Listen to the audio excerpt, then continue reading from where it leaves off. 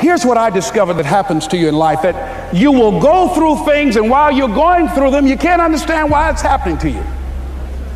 But after you go through it and you get back and you look at it and you say, oh, now I understand why I needed that lesson.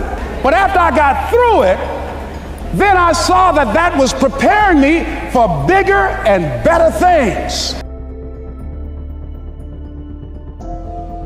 That as you go through the challenges of life and you look at it and embrace whatever comes to you, don't run from it. Step toward it. Don't try and duck it like most people do. See, most people want it easy. See, easy come, easy what? Easy go. See, but when you go at what you're going to deal with and you deal with difficulties of it, when you handle those hard things close at hand, making those hard decisions right now that you don't want to make, learning those things that you don't like to do, but you know that in order for you to get where you want to go, this is one of the hoops that you have to flip through. And I'm saying to you, whatever you got to do, do it, because if you don't, life is going to whoop you until you surrender. So if it's hard, then do it hard. You're going to focus to develop your skills. The guy was the new owner of a baseball team that was in the basement of the league when he took it over. He went to the picture and he said, what is your best throw? And he said, well, I got a good curveball and I've got a good fastball. And he went on talking about his different throws. He said, but tell me this, what is your best throw? He thought for a moment. He said, I've got a good fastball. He said, that's all I want you to work on. Nothing else. Just develop your fastball. The next year, they went to the World Series. Most people don't know where their fastball is. Most people go through life never discovering what their talents are. Most people never develop their talents. They have skills and abilities, but if you don't nurture them, if you don't develop them, they will never serve you. Your gifts can take you many places if you develop your gifts.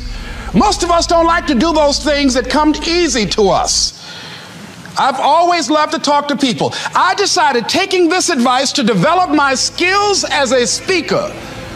And my gift has developed and it's taken me many places. You have something that you brought to the universe, and that if you decide that my life deserves my developing this, what I do well, and becoming the best at it, and mastering myself, and seeing what I have within me, if you decide to drop your buckets where you are and develop your gifts, I grant you, you'll never ever be without.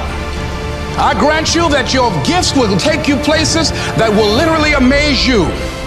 I grant you that if you begin to work to develop your gifts, you'll develop a strong sense of happiness. You'll get a larger vision of yourself, because part of beginning to get a larger vision of yourself, all of us need some area of our lives where we can have a feeling of competence. That people know when they think about this area, that's something you do. That you eat and sleep that. And that you do that. You do that. And people know it. So you've got to work on it. The ideal situation for a man or woman to die is to have family members praying with them as they cross over. He said, but imagine, if you will, being on your deathbed and standing around your bed, the ghost of the dreams, the ideas, the abilities, the talents given to you by life, and that you, for whatever reason, you never went after that dream. You never acted on those ideas. You never used those talents. You never used those gifts. And there they are, standing around your bed, looking at you with large, angry eyes, saying, we came to you, and only you could have given us life. And now we must die with you forever. And the question is, if you died today, what dreams, what ideas, what talents, what books, what music, what leadership, what voice will die with you? The wealthiest place on the planet is the cemetery, because there you'll find greatness that we've never seen. There you'll find talent and genius and potential never actualized. Perhaps that's why Henry David Thoreau wrote the words, "Oh God, to reach the point of death, only to realize that you've never lived." Maybe that's why some unknown writer wrote the words, "What if you live your whole life only to discover that it was wrong? That it was wrong, that you were chosen to do something else